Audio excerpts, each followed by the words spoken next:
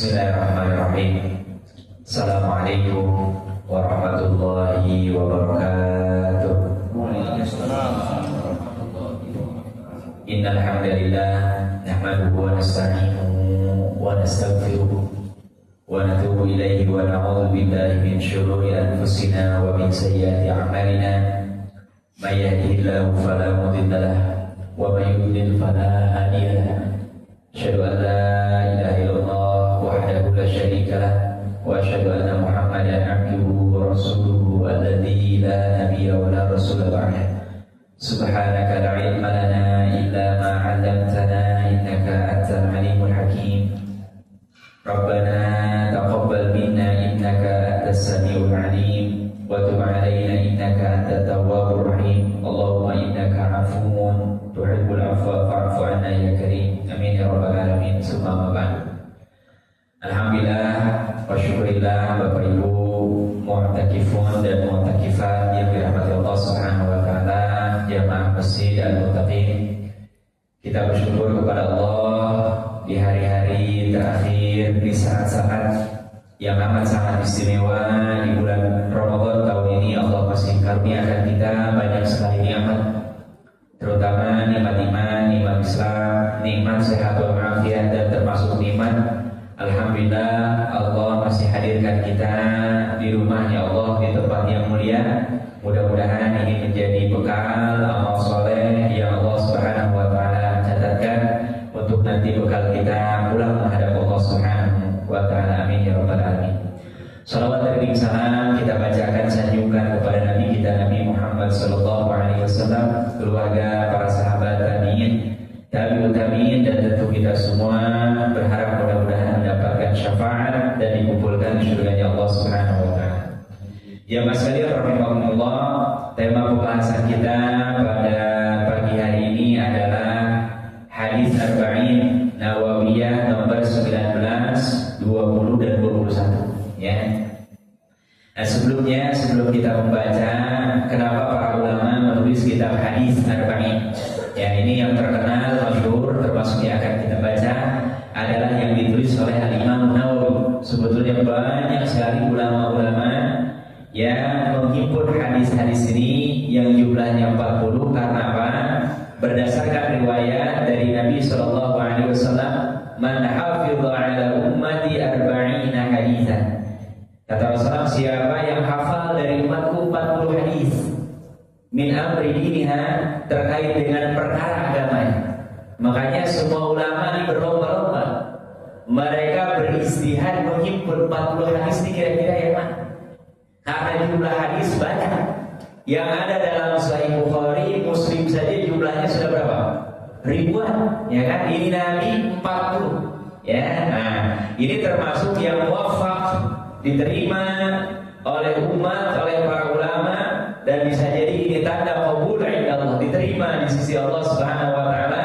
Yang tersebar luas adalah kitab Arba'in Nawawiyah yang ditulis oleh Al-Imam Nawawi rahimahullahu taala. Jadi ini sebabnya kenapa disebut Arba'in, artinya 40, dan tepatnya dalam kitab ini jumlah hadisnya ada 42 ya. Hadis yang pertama, nomor hadis yang ke-19, judulnya adalah Nasrullahi wa hifzuhu, pertolongan dan perlindungan dari Allah Subhanahu wa ta'ala. Ini penting. Ini termasuk salah satu di antara amrodinil Islam, perkara dalam Islam yang harus menjadi pegangan kita dalam beragama, dalam menjalani hidup dan kehidupan kita.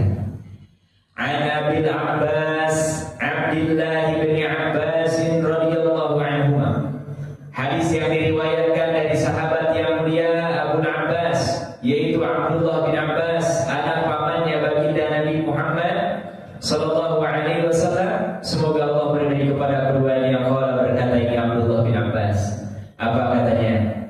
Kuntu khalfan Nabi sallallahu alaihi wasallam yawma. Kata Abdullah bin Abbas, adalah saya di belakang Nabi sallallahu alaihi wasallam pada suatu hari.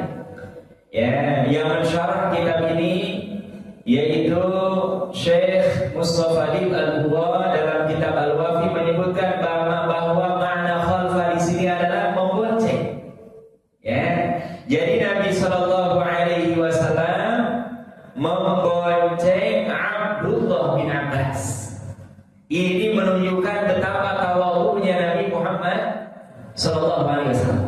Ya, beliau levelnya lebih tinggi tapi mau mengajak orang. Ya, orang umumnya yang levelnya tinggi biasanya gengsi, apalagi yang diajak levelnya tidak setinggi dia. Ya, tapi ini Nabi sallallahu alaihi wasallam tidak segan-segan, ya.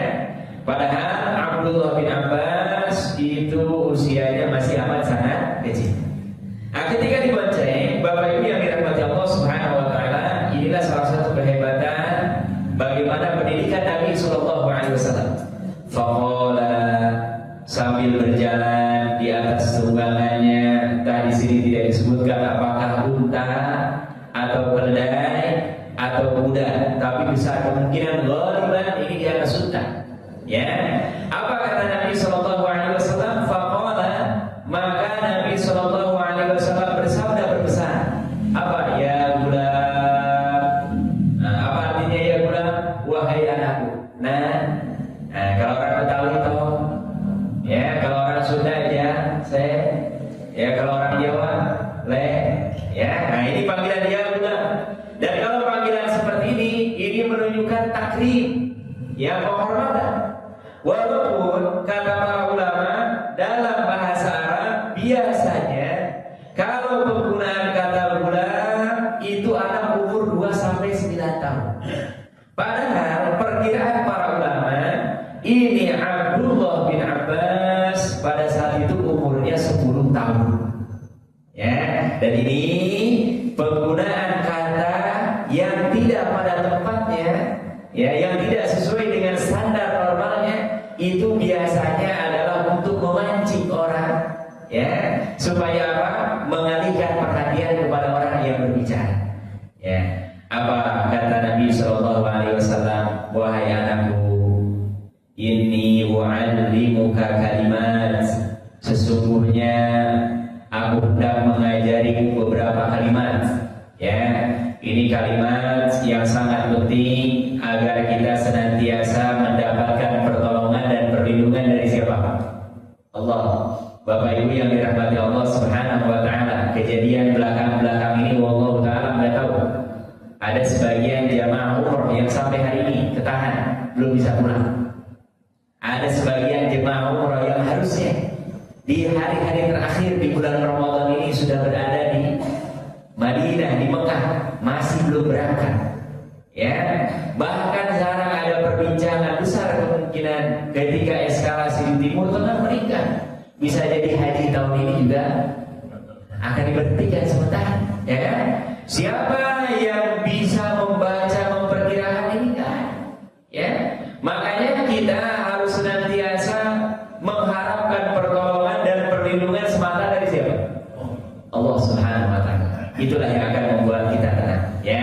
Apa kalimat-kalimat pesan-pesan Nabi sallallahu alaihi wasallam? Yang pertama, kata Nabi sallallahu alaihi wasallam, wahai anakku tersayang, hafalkan, camkan, gunakan, pegang ini dalam hidup. Ihfazillah yahfazka. Ya, jagalah Allah, jagalah Allah, niscaya Dia akan menjagamu, Allah Subhanahu wa taala. Artinya apa? Ihfazillah. Di sini kalau kita jaga rumah, kan rumahnya dipasangin pagar. Ya, sebagian pakai apa? Security. Pakai pengaman, ada orang yang ronda.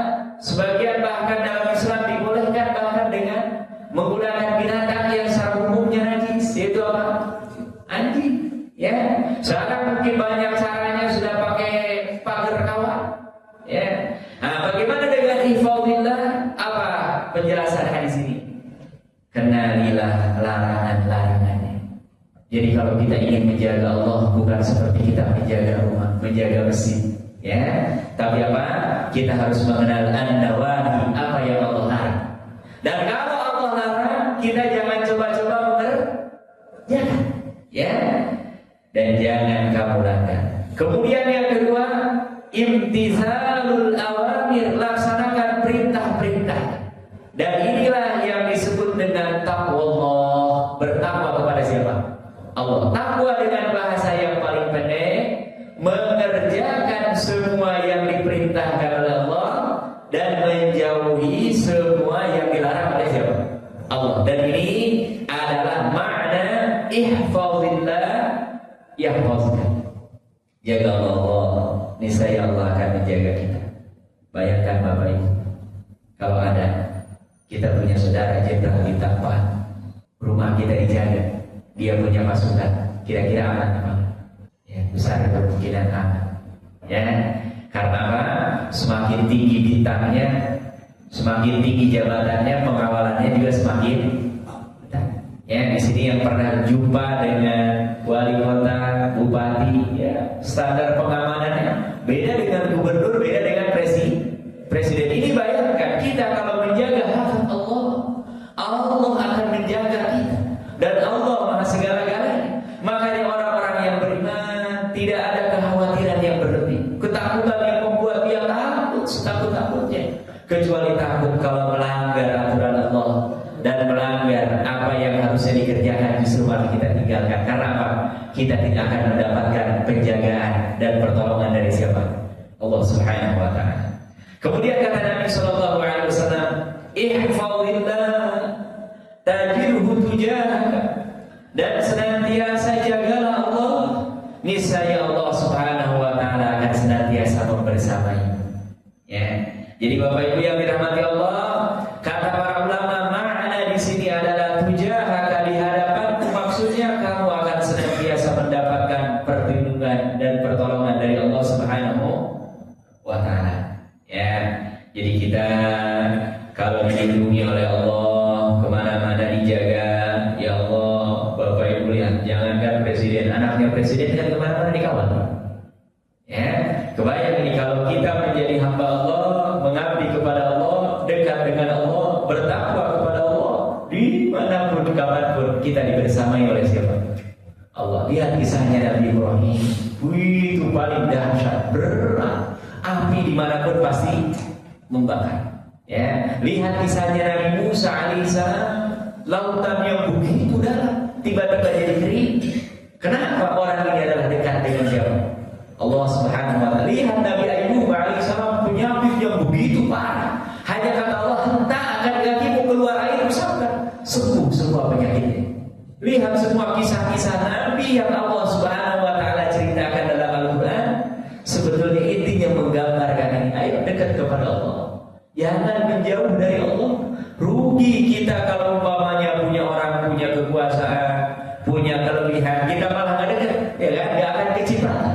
Ini kita punya Allah Maha segala-galanya, justru malah kita naudzubillah tidak kenal Allah, tidak dekat dengan Allah. Maka siapa yang akan menjaga kita? Kemudian lanjut Nabi Shallallahu Alaihi Wasallam, "Idza sa'alta fas'alillah." Jika engkau meminta sesuatu maka mintalah kepada siapa? Allah Subhanahu wa taala. Bapak Ibu yang dirahmati Allah Subhanahu wa taala, kalau ada orang dia meminta-minta kepada sesama makhluk Allah, bisa dipastikan dia derajatnya akan hina. Siapapun kita suka mendengar dan begini, minimal di hadapan orang itu kita sudah jatuh sejatuh-jatuh. Sekalipun kita strata sosialnya tinggi. Makanya dalam Islam termasuk dari dianjurkan meminta. Yang dianjurkan justru apa? Memberi. Ya. Kenapa? Karena orang yang memberi mulia. Dan sebetulnya orang kalau dia tahu hakikatnya, dengan dia memberi, bukan dia merasa lebih tinggi, tapi justru ini karena memang Allah, Rasulullah Sallallahu Alaihi Wasallam yang mengajarkan supaya kita senang apa? Memberi. Makanya kata Nabi Sallallahu Alaihi Wasallam, "Al-yadul ulya khairun minal yadis sufla." Tangan di atas artinya yang senang memberi, senang membantu orang, meringankan orang, khairun lebih baik, lebih utama daripada tangan yang di bawah, artinya menerima bantuan. Ya, nah ini bagaimana Islam mengajarkan. Wa idza sta'anta fasta'in billah. Wahai Abdullah bin Abbas, dan jika engkau meminta pertolongan, yang utama, yang pertama, yang harus diutamakan adalah fasta'in billah, minta pertolongan kepada siapa? Allah. Iyyaka na'budu wa iyyaka nasta'in. Bapak Ibu jangan sungkan-sungkan. Ketuk pintu Allah lewat doa kita. Ketuk pintu Allah lewat salat kita. Ketuk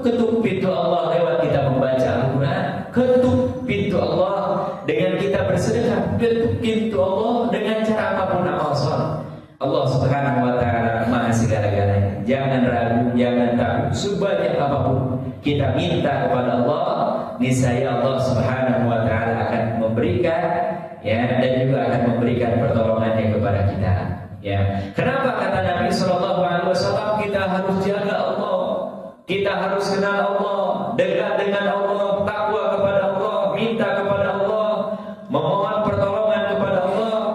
Wa'ala, dan ketahuilah, ya, ini Nabi sallallahu alaihi wasallam menegaskan, ya, ini penegasan. Ini harus menjadi akidah yang tertanam kuat, ya, sehingga orang-orang beriman hidupnya nyaman, tenang, tentram, karena memang berada dalam naungan Allah Subhanahu wa taala. Apa kata Nabi sallallahu alaihi wasallam? Annal ummah, sesungguhnya jika umat itu law ijtama'at 'ala an yanfa'uka bi syai'in lam yanfa'uka. Kalau ada satu umat yang mereka berkumpul semuanya, ya, umat itu adalah kelompok orang, ya, sejumlah kelompok orang yang mereka berkumpul, kemudian mereka merencanakan ingin mendatangkan manfaat kepada kita, maka tanpa izin Allah kira-kira manfaat itu akan sampai apa? Ya, ada orang ingin bantu kita, tahu kita dia gak punya apa-apa, sedang susah, tapi justru Allah lagi senang. Kita doa, kita menangis, kita dekat dengan Allah, itu bantuan bisa pindah, ya, bisa lari ke tempat lain. Kenapa? Karena memang yang maha segala-galanya adalah siapa? Allah Subhanahu wa taala, ya. Illa bi syai'in qad katabahu Allahu laka. Ini manfaat tidak akan sampai kecuali sesuatu yang memang sudah Allah gariskan, sudah Allah catat untuk kita. Jadi Bapak Ibu nggak perlu khawatir, nggak perlu takut, ya. Saya selalu memberikan contoh, beda rizkinya orang punya pabrik ban dengan tukang tambal ban, beda. Tapi hakul yakin, jatah rizki kita insya Allah cukup. Yang bikin kita nggak cukup adalah apa? Ketika kita iri, dengki, ketika kita melihat kenikmatan orang lain menjadi standar kenikmatan kita. Padahal jangankan dengan tetangga, kita adik kakak saja rizkinya sama apa beda? Bahkan yang kembar sekalipun, yang lahirnya hanya beda hitungan detik bahkan menit, ya kan? Itu ketentuannya semuanya di tangan siapa? Allah. Makanya orang beriman itu ada tumanina, ada sakinah, ketenangan. Kenapa? Bukan dia nggak butuh harta, bukan dia nggak ingin, karena itu fitrahnya manusia. Tapi inilah yang membentengi mereka supaya tidak membuat hidup mereka apa? Galau, ya, gelisah, ketakutan berlebihan, seolah-olah tidak punya Allah Subhanahu wa taala. Jadi ini ada orang, ada umat, ada kelompok yang ingin menghantarkan manfaat kepada kita, tapi kata Allah nggak akan sampai, nggak ada. Ya, ini harus jadi ditanam buat-buat. Wa ini jedamau, dan seandainya umat itu mereka berkumpul, ala an yaduru, dan mereka ingin mendatangkan madarat kepada sesuatu hal yang membahayakan pada bisyai'in lam yaduru, dengan sesuatu apapun, maka kata Rasulullah SAW, pasti tidak akan pernah sampai itu hal yang membahayakan. Illa, kecuali qad katabahu Allahu 'alaika, memang madarat ini sudah Allah tetapkan, Allah takdirkan, memang akan terjadi pada diri. Ya, jadi ini Bapak Ibu yang dirahmati Allah, pentingnya iman kepada Allah dan qadar. Ya, jatah rezeki kita gak akan tuh muter ke orang, salah alamat gak akan. Jatah semuanya pasti Allah akan berikan sebelum kita dipanggil oleh Allah Subhanahu wa taala. Kenapa? Karena kata Nabi sallallahu alaihi wasallam, rufi'atil aqlam. Pena, pulpen, alat untuk menulis sudah diangkat oleh Allah. Artinya apa? Takdir kita sudah ditulis di Lauhul Mahfuz, bahkan sebelum kita apa? Lahir. Kejadian-kejadian semuanya sudah Allah tulis. Wajaffatis suhuf, dan juga tinta telah kering. Kalau tintanya kering, Bapak Ibu yang dirahmati Allah, Kira-kira kita bisa nulis apa enggak? Ya, jadi ini penegasan tuh oleh Nabi. Rufi'atil aqlam, yang pertama pulpen yang ada. Orang kalau pulpen yang ada bisa nulis apa enggak? Nah sekarang pulpen yang ada, tintanya enggak ada, bisa nulis juga atau enggak? Enggak. Ini sebetulnya taukid, ya, penegasan yang sangat-sangat tegas. Kata Nabi, apapun yang memang sudah Allah takdirkan itu enggak akan meleset. Apapun yang sudah Allah Subhanahu wa ta'ala catatkan untuk kita tidak akan pernah bergeser sekalipun. Kenapa? Karena ini tercatat lengkap dalam catatan takdir hidup kita, ya. Dan ini Bapak Ibu yang dirahmati Allah Subhanahu wa ta'ala, yang membuat harusnya hidup kita semakin apa? Tenang, tentram, adem, ya. Kemudian kita fokus melayakkan diri di hadapan Allah. Udah begitu pekerjaannya, ya. Karena orang kalau layak, insya Allah kapanpun, dimanapun, dia akan dekat dengan pertolongan siapa? Allah Subhanahu wa ta'ala, ya. Rawahu Tirmidzi, hadis ini diriwayatkan oleh Imam Tirmidzi wa qala hadisun hasanun sahih. Dan kata Imam Tirmidzi, ini hadis derajatnya adalah hasan sahih, ya. Wa fi riwayatin ghairi Tirmidzi, ada riwayat lain yang bukan diriwayatkan, ya, atau selain diriwayatkan oleh Imam Tirmidzi, adalah hal yang maknanya secara umum sama, tapi lafalnya berbeda. Apa katanya? Ihfazillah tajidhu amamak. Jagalah Allah, pasti kamu akan selalu bersamanya. Ta'arraf ilallahi firraha. Kenali Allah di saat kamu sedang lapar. Ya'rifka bisyiddah. Niscaya Allah akan mengenalimu ketika kamu dalam keadaan apa? Sempit. Ketika kita sedang susah, maka Allah Subhanahu wa ta'ala akan mengenali kita. Wa'alam, dan ketahuilah, maknanya ini hampir sama, hanya lafalnya para ulama hadis walaupun beda sedikit mereka sampaikan. Ini menunjukkan mereka apa? Jujur, ya. Bapak Ibu kalau umpamanya ada di antara kita banyak yang berpikir orang sama, wong gitu-gitu juga ngapain udah, ya. Tapi mereka enggak. Ini mendengarnya dari sini, dari sini, dari sini, lafalnya begini, walaupun substansinya sama, yang mereka riwayatkan sesuai dengan yang mereka dengar, ya. Walaupun intinya baik riwayat Imam Tirmidzi atau yang bukan diriwayatkan oleh Imam Tirmidzi sama, ya. Wa'alam annama akhta'aka lam yakun liyusibak. Dan ketahuilah, apapun yang luput darimu tidak akan menimpa, ya. Jadi yang memang itu bukan harusnya menimpa kita, tidak akan menimpa kita, ya. Ada orang mau dibunuh, sudah secanggih apapun, ya. Tapi kalau memang itu bukan yang memang menjadi jatahnya kita, nasibnya kita, tidak akan kena. Sekalipun pakai alat tercanggih sekalipun. Dan ini banyak kejadian Bapak Ibu yang dirahmati Allah Subhanahu wa ta'ala menunjukkan ini. Wa ma asabaka lam yakun liyukhti'aka. Dan apa yang menimpamu tidak akan luput darimu. Wa alam, dan ketahuilah, annan nasra ma'as sabar. Sesungguhnya kemenangan itu seiring dengan yang namanya kesabaran. Kita kalau ingin menang harus sabar, ya. Ini Bapak Ibu 10 hari terakhir sudah melewati babak penyisihan, ya. Dan di mana-mana yang nyamannya juara banyak apa sedikit? Sedikit, ya. Dan semakin sedikit kalau dalam pertandingan lawannya semakin gampang apa semakin susah? Susah, ya. 8 besar, apalagi nanti 4 besar. Lebih menegangkan lagi ketika nanti semifinal, apalagi babak apa? Oh, itu orang hitungan detik saja waktu, ya. Bahkan sudah injury time. Mereka bahkan lihat orang pemain bola sengaja kalau sudah dapat poin dibuang-buang itu bola. Bahkan pemainnya lucu, kadang-kadang pura-pura jantung padahal nggak sakit, lamain gitu. Kenapa? 1 detik ketika kita bisa memperlambat, itu kita bisa memperoleh, meyakinkan untuk mendapatkan apa? Kemenangan. Ya, makanya ini, ya, kita kalau ingin menang sabar, termasuk ingin mendapatkan malam Lailatul Qadar, butuh kesabaran. Mereka yang tidak sabar itu akan terbentang.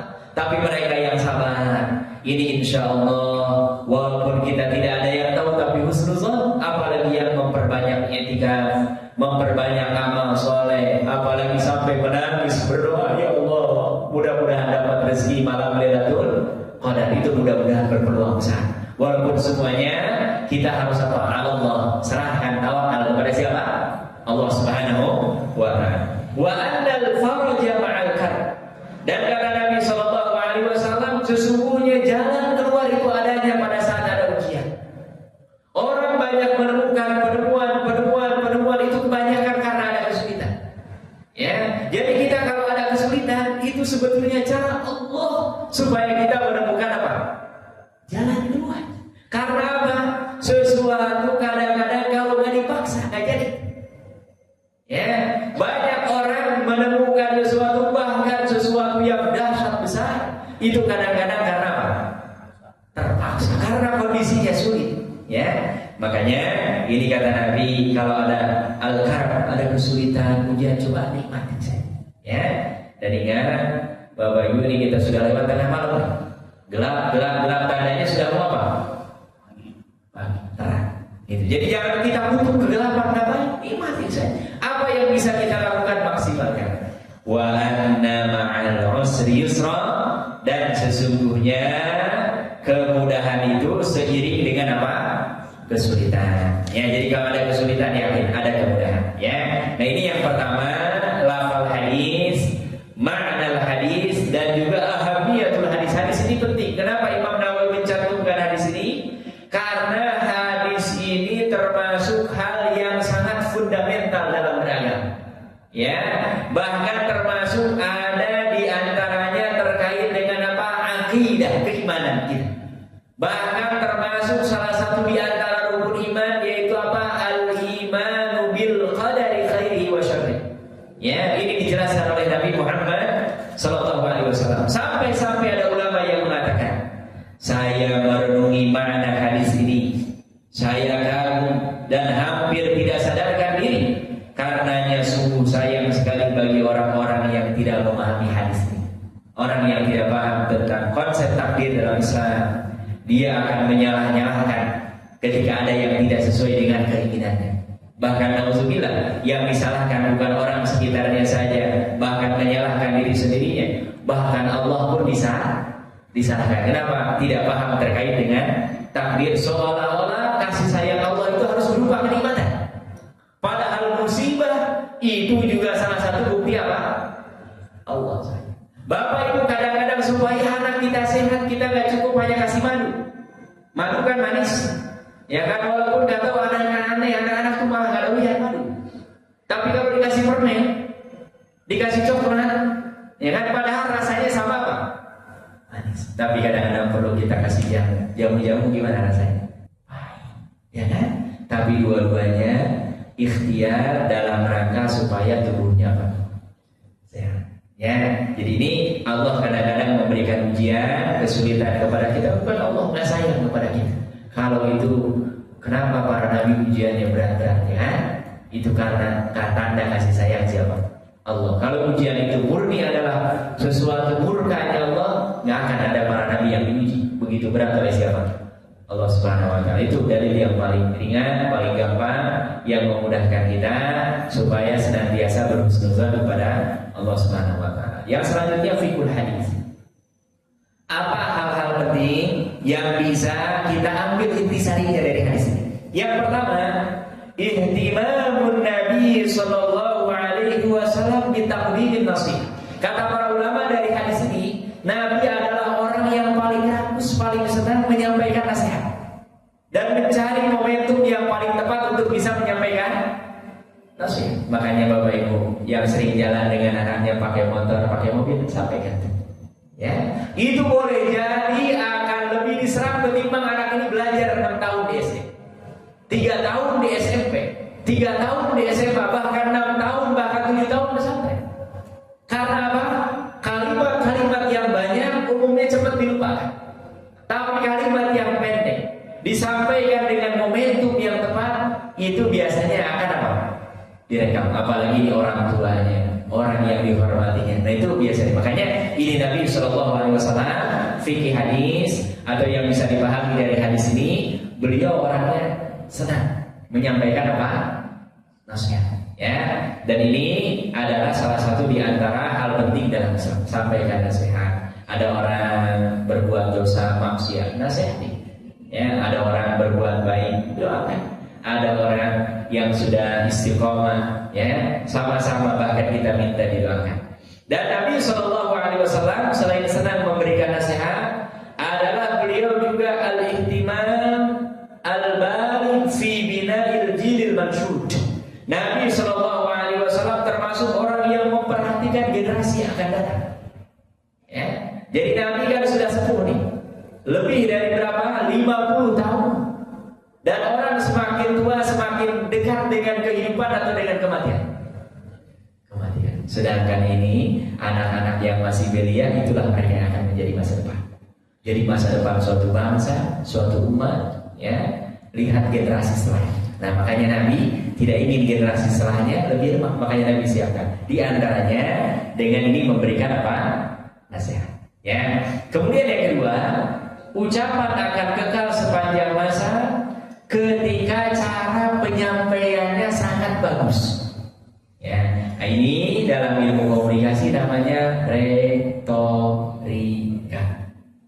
Ya, ilmu yang paling mahal saat orang mau bisnis, orang mau ceramah, orang mau jadi leader, pemimpin, di antara harus punya apa? Retorika. Kenapa? Karena metode jauh lebih penting kadang-kadang daripada isi. Ya, orang yang dia ilmunya tidak terlalu tinggi, pintar mengemas, itu biasanya lebih mudah dipahami oleh orang ketimbang yang ilmunya banyak tapi tidak bisa mengemas. Ya, nah, lihat hari ini. Ya, ini bisa jadi berkah, bisa jadi musibah. Ulama-ulama yang puluhan tahun dulu ilmunya dalam tapi gaya bicaranya nggak diterima oleh halayak banyak. Sulit untuk ilmunya dimanfaatkan orang banyak, ya kan? Tapi ada orang yang dia hanya punya semangat, pokoknya ingin dakwah, pokoknya ingin menyampaikan kebaikan. Dia nerima hari ini, langsung ditransfer hari itu juga, ya kan? Dia tahu tentang media, bisa membuat videonya bagus, membuat kalimat-kalimatnya diatur dengan tertata rapi, ya kan? Itu kadang-kadang lebih banyak diterima dan dia lebih dikenal ketimbang apa? Orang yang alim, sealim-alim. Ya, kenapa?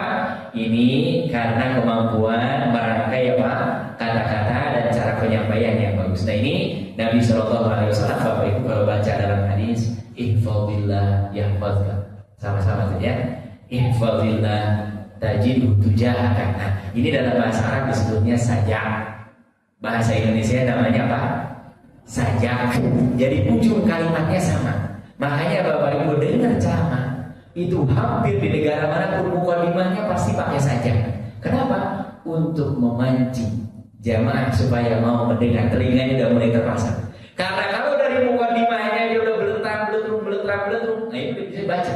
Pertama dia nggak siap, yang kedua isi khutbahnya pun biasanya apa? Ya, nah ini makanya ada ilmu khusus dalam bahasa Arab. Kalau yang umum dalam ilmu komunikasi namanya retorika. Kalau dalam bahasa Arab ada satu mata kuliah pelajaran khusus namanya al-balaghah. Ya, dan terdiri 3 cabang ilmu, ma'ani, bayan, badin. Ya, kalau ma'ani lebih ke penekanan maknanya dalam apa? Yang kedua kalau badi lebih ke hiasan-hiasannya. Ya, ya kalau yang bayan ini lebih ke pemilihan diksi dan lain sebagainya. Ya, ini dalam bahasa Arab sebetulnya ada lebih detail, ya, lebih ada istilah khusus. Kemudian yang ketiga, pesannya dari hadis ini, jagalah Allah, niscaya Allah akan menjaga. Ini tadi sudah dijelaskan. Kemudian yang keempat, pertolongan dan dukungan Allah akan datang kepada orang-orang yang taat kepada siapa? Allah Subhanahu wa taala. Berseliweran dalam Al-Qur'an, kisahnya tadi Nabi Ibrahim, Nabi Musa, Nabi Isa alaihissalam. Bayangkan ada orang terlahir, ada ibunya, nggak ada bapaknya. Ini kalau secara nalar mungkin apa? Nggak mungkin. Ya, bahkan kalau kita merujuk kepada hadis Nabi SAW dalam kitab Riyadhus Shalihin tentang Jurayj, ya, kata Nabi, bayi yang bisa ngomong hanya 2. Nabi Isa alaihissalam dengan bayi yang ada seorang ahli ibadah dari kalangan Bani Israel yang dituduh berzina.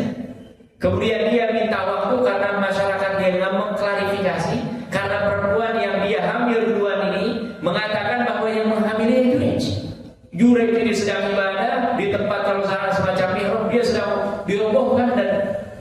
bertanggung jawab sampai akhirnya Junaid mengatakan tolong kasih waktu sampai bayinya lahir. Ketika lahir ditanya, man abuk, siapa bapak? Bayi yang biasanya hanya keluar suaranya apa? On. Ya, sebagian menyebutkan bahwa itu maknanya tauhid huwa. Bapak ibu bisa dicek bayi dimanapun lahirnya masih sama. Ya, nggak ada umpamanya orang Jawa iki, nggak ada. Semua pasti bayi dimanapun apa? Sama ya. Yang dari Jawa siapa sih? Sama kan? Dari Sumatera ada Sumatera. Sama. Nanti coba cek yang punya umpamanya anaknya di luar negeri atau di mana sama. Ya itu sebagian ada yang ketika itu sudah dari awal untuk fitrahnya memang bertakbir huwa. Dan lafaz Allah itu semuanya dihilangkan tetap maknanya merujuk kepada siapa? Allah. Jadi hurufnya kalau dipreteli Allah dihilangkan alifnya jadi lillah. Ya dihilangkan semua. Ya ini dahsyatnya memang lafzul jalalah. Ya lafaz yang agung yang mulia lafaz Allah Subhanahu wa taala. Kemudian yang pesan yang kelima fikul hadis ini jagalah masa muda. Ingat Nabi pernah pesan, ingat 5 perkara sebelum 5 perkara. Bapak Ibu yang ketika muda, sehat, rajin ibadah, udah tua, sepuh, kan udah berkurang. Sholat sudah sebagian setengah dulu, setengah berdiri. Udah banyak di masjid ya, luar biasa.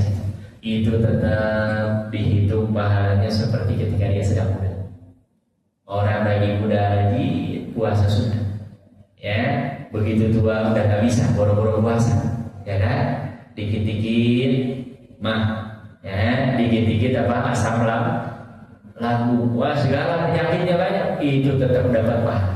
Ya, yang rajin hadir di majelis ilmu dan lain sebagainya, semua amal soleh ini kita harus memperhatikan masa muda kita. Dan ini berat Bapak Ibu yang dirahmati Allah, karena biasanya masa muda itu masa kita kurang biasanya semangat untuk kebaikan. Dan umumnya yang namanya pemuda biasanya senangnya foya-foya, senangnya sesuatu yang asik-asik, yang nikmat-nikmat, yang enak-enak ya. Walaupun kadang-kadang ujungnya malah bisa membahayakan. Ya beda dengan orang sudah dewasa, orang sudah matang pemikirannya biasanya cenderung melakukan sesuatu apapun ditimbang apa positifnya, apa negatifnya. Tapi kalau anak muda sudah ini malam-malam ini jam segini jamnya tidur ngetrek. Ada nggak kakek-kakek jam segini ngetrek? Sama dengan saudara, udah masuk angin udah pasti. Tapi kalau muda nggak ada, badannya masih kuat. Ya dulu terkenal di sini di Tamini Square. Itu kan jalan lurus tuh sampai masuk ke apa? Taman Minggu itu dipakai. Kemudian yang dekat kita di sini di keluar ke Jatiwarna. Itu yang main bukan kakek-kakek. Orang kakek-kakek ngapain? Keluar malam-malam kena angin dikit dikerong. Udah ke masjid aja ke masjid ini. Naik sepeda, naik motor, pulangnya tiap pulang dari masjid dikerong sama istrinya kan. Tapi kalau yang muda-muda itu masya Allah naik motor segitu, ada yang di atas 100 km per jam. Bahkan di jamming, jatuh malah jatuh. Ya kenapa? Itulah memang masa muda. Makanya dulu orang yang ketika masa mudanya banyak digunakan untuk mendapatkan apa? Nah, kebaikan-kebaikan di hadapan Allah Subhanahu wa taala. Kemudian yang kedua, orang-orang yang selalu bersyukur akan mendapatkan pertolongan Allah. Jadi kapanpun Bapak Ibu yang dirahmati Allah, syukuri nikmat Allah. Ya, ingat bahwa apa yang ada pada diri kita banyak justru yang diinginkan, diidamkan oleh banyak orang.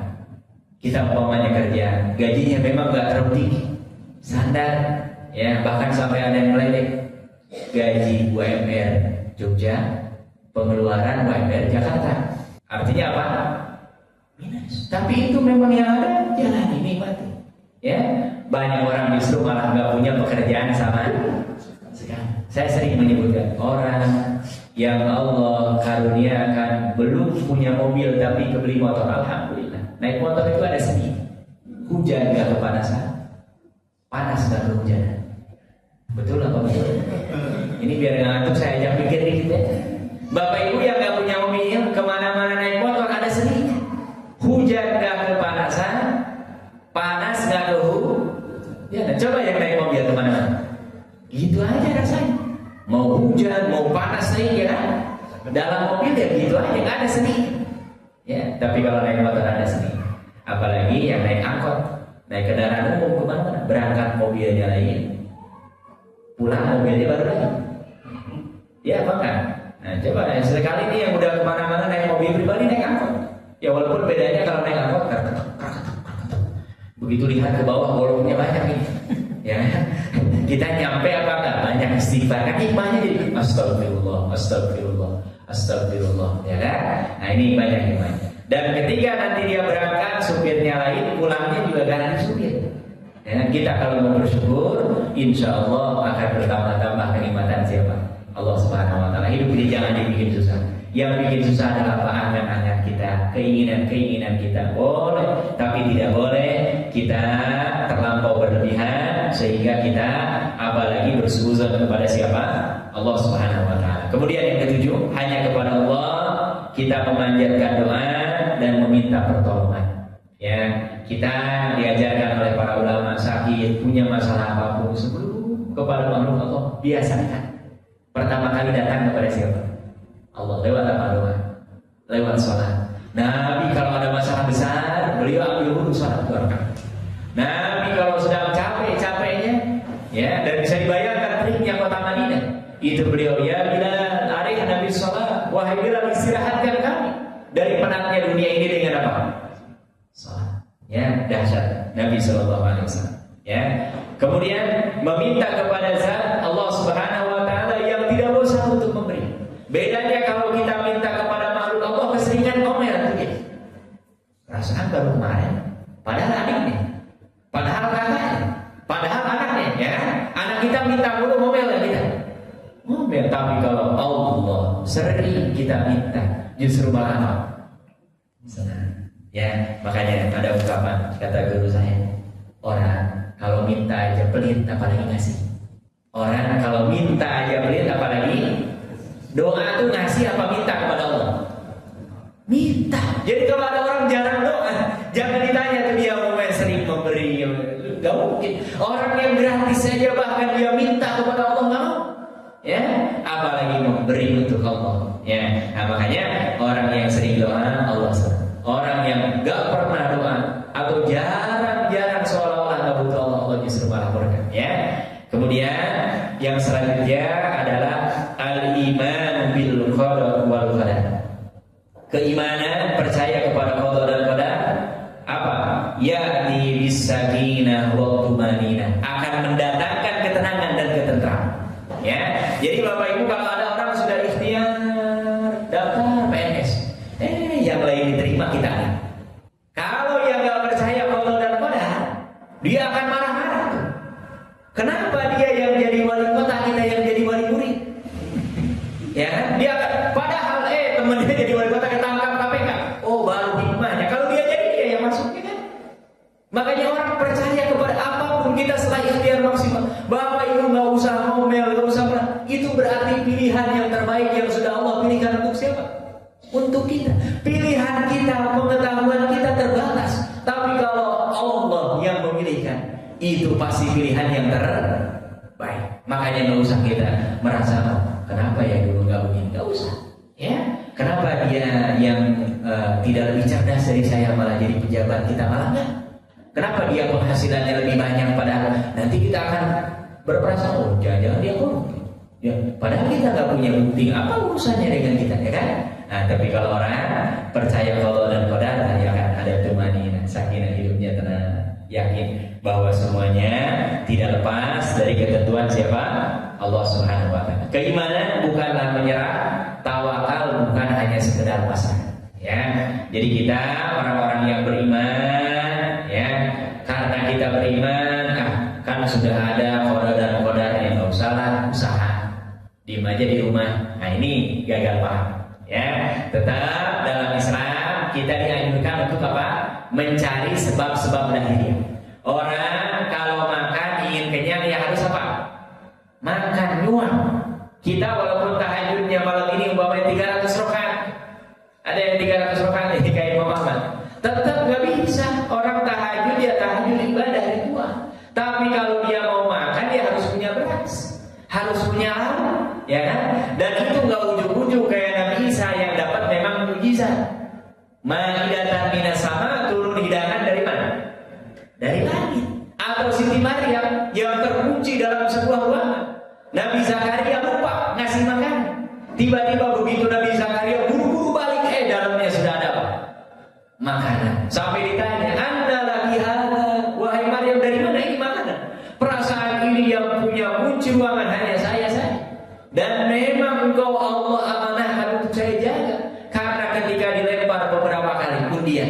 itu jatuh pilihannya kepada siapa? Nabi Zakaria.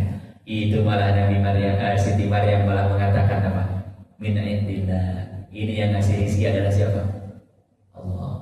Ya, itu begitu dahsyatnya keimanan. Ya. Kemudian Bapak Ibu yang dirahmati Allah Subhanahu wa taala, terakhir bahwa kemenangan hanya akan didapatkan dengan kesabaran. Sabar dalam apa?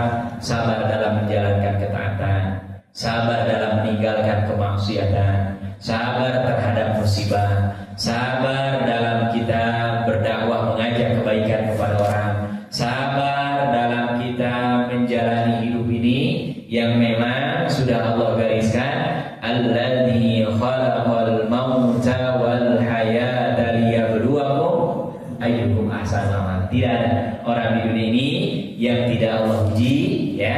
Dan intinya Bapak Ibu yang dirahmati Allah Subhanahu wa taala, sebagaimana judulnya, bahwa kita harus yakin dengan pertolongan dan perlindungan dari Allah. Yang penting syaratnya kita harus apa? Takwa. Ya, insyaallah ya, nggak perlu khawatir berlebihan. Ini nomor hadis yang ke-19. Nomor hadis yang ke-20. Al-haya'u syu'abun minal iman. Merasa malu adalah salah satu di antara cabang keimanan. Ciri-ciri orang beriman, sifat yang melekat itu punya rasa malu. Orang kalau nggak tahu malu, itu tandanya imannya kalaupun ada rendah. Ya, karena apa? Orang yang imannya tinggi, sekelas Utsman bin Affan, mandi aja nggak bisa, dia nggak pakai kain, nggak bisa. Kenapa? Dia merasa setiap detik, setiap saat dipantau oleh siapa? Allah. Tidak bisa orang sekelas Umar bin Khattab ketika jadi pemimpin, jangankan rakyatnya, binatang ternak nggak dapat makan, bagi Umar ini saya akan dihisab di hadapan Allah. Kenapa? Ada rasa malu. Ya. Nah, apa hadisnya? An Abi Mas'ud, dari Abu Mas'ud, Uqbah bin Amr al-Ansari al-Badri, yaitu Uqbah bin Amr. Uqbah bin Amr ini, Bapak Ibu, dulunya pengembala kambing. Dulunya pengembala kambing, kemudian dia setiap kali Nabi menyampaikan hadis itu nggak pernah hadir. Jadi temannya aja, beberapa gembala kambing nyuruh temannya. Lama-lama dia pikir, oh mereka kayaknya nikmat hadir di majelis Nabi. Satu waktu dia minta, gantian dong, nyoba sekali. Ternyata Masya Allah hadir di majelis Nabi, dan ternyata apa? Nikmat. Akhirnya dia jadi ahli. Bapak Ibu kalau ke Mesir, orang Mesir sampai hari ini kalau mau berangkat haji, itu berangkatnya dari satu tempat yang mereka sebut Sidi Uqbah, dan kuburannya ada di Mesir. Jadi ini orang saking alimnya diutus, ya, nanti berdakwah di Mesir, dan hari ini Mesir menjadi negara besar di Afrika dan keislamannya kuat. Apa katanya? Qala Rasulullah sallallahu alaihi wasallam, bersabda Rasulullah sallallahu alaihi wasallam, inna mimma adrakan nasu min kalamin nubuwwatil ula. Sesungguhnya sebagian yang masih diingat orang dari ajaran para nabi terdahulu adalah apa? Idza lam tastahi fasna ma syi'ta. Jadi ini ajaran-ajaran nabi terdahulu, termasuk Nabi Muhammad SAW. Beliau pernah mengatakan bahwa apa? Jika kamu tidak malu, maka berbuatlah sesukamu. Artinya apa kata para ulama? Hadis ini setidaknya maknanya 3. Yang pertama, perintah. Ya, jadi hadis ini perintah dari Nabi. Supaya apa? Dalam hadis ini menunjukkan bahwa ada ancaman. Kamu kalau nggak mau ya kerjakan. Ya, tapi nanti harus juga tanggung apa? Resikonya sendiri. Ya, ini makna perintah. Yang kedua, hadis ini perintahnya berarti adalah al-ikhbar, pemberitahuan. Apa artinya? Seolah hadis ini memberitakan jika seseorang tidak memiliki rasa malu, maka ia akan melakukan apa saja. Ya, orang kalau mau viral sangat gampang. Apa telanjang? Ya, orang kalau mau viral sangat gampang, lakukan yang nyeleneh. Yang orang sadar harusnya nggak dilakukan. Ya, nah, ini makna isbah. Kemudian makna yang ketiga, al-ibah. Ya, perintah yang mananya mubah, artinya Bapak Ibu selama ada hal yang hukumnya mubah, tapi kita melakukannya malu-malu, lakukan aja apa? Orang hukumnya toh mubah ya kan, kecuali yang hukumnya apa? Haram. Nah ini maknanya. Dan ini Bapak Ibu yang dirahmati Allah, kata para ulama, rasa malu itu ada yang memang jabali dari awalnya. Dari awalnya itu dari ciptaannya. Kayak orang kalau auratnya kelihatan, itu dari semenjak Nabi Adam juga ditutup. Makanya orang semakin modern, auratnya nggak ditutup, itu maju apa kemunduran? Kan orang dulu pakai baju itu yang ditutup auratnya aja ya. Sampai sekarang yang masih tinggal daerah-daerah pedalaman. Ini sekarang orang sudah tinggal di kota, mobilnya mewah-mewah, malah hidungan. Nah ini berarti sudah tidak ada apa? Rasa malu. Padahal ini standarnya adalah apa? Dari tabiatnya manusia ya begitu, ya. Makanya ketika terbuka nyari tutup dan hanya nemu daun, ya kan? Ini sekarang kain banyak dan baju semakin tertutup semakin mahal, semakin murah, makin murah. Tapi baju yang dibuka-buka mahal harganya. Kenapa?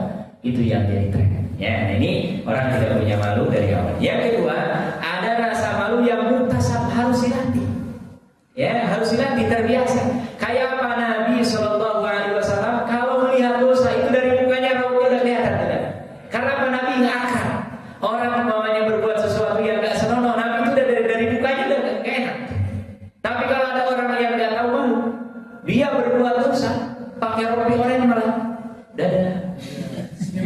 Orang malah wartawan begini, nah itu nggak tahu malu. Ya, orang kalau nggak malu, ya Allah bagaimana? Walaupun Allah tahu kebenaran. Ya, jadi ini Bapak Ibu yang dirahmati Allah, jangan dikira bahwa malu ini adalah bagian daripada apa? Iman. Karena apa?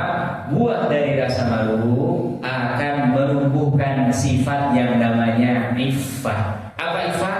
Menjaga kesucian diri. Malu umpamanya, ya Allah, kenapa saya sebetulnya bukan mustahik, tapi giliran ada pembagian zakat selalu ingin dapat. Ya. Nah orang kalau yang nggak punya rasa malu nggak iffah tuh dia.